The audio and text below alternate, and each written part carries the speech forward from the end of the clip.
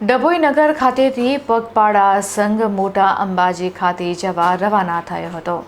ડભોઈ શાક માર્કેટમાં મજૂરી કરતા મજૂરો દર વર્ષે 10 દિવસ ધંધો બંધ રાખીને પગપાળા યાત્રા અંબાજી ખાતે જતા હોય છે।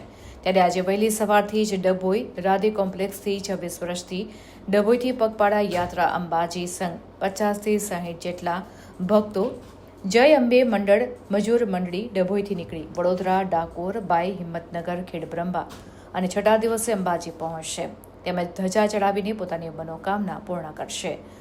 બોલ મારી અંબે, જય જય અંબેના ભક્તિમય વાતાવરણ સાથે માતાજીનો પગપાળા યાત્રાનો પ્રારંભ કરવામાં આવ્યો છે। આ સંઘ પગપાળા અંબાજી પહોંચી અંબાજી માતાના દર્શન કરશે।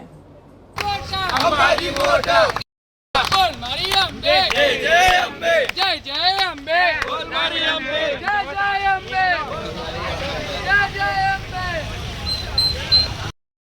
અંબાજી મોટા બોલ મારી અંબે, જય જય અંબે, બોલ મારી અંબે, જય જય અંબે, બોલ મારી અંબે, જય જય અંબે, બોલ મારી અંબે, બોલ મારી અંબે, જય જય અંબે, બોલ મારી અંબે, જય જય અંબે, ખેતરમાં ભેંડો અંબાજી ભેંડો, ખેતરમાં ભેંડો અંબાજી ભેંડો, બોલ મારી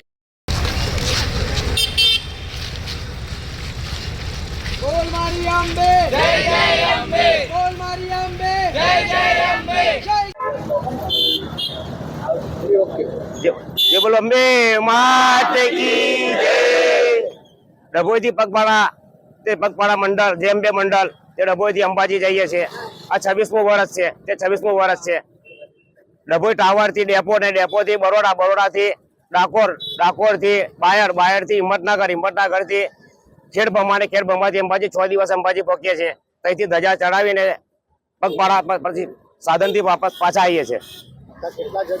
અમે 50 જણનું ગ્રુપ છે અમારું જય અંબે મંડળ, તે જય અંબે મંડળ।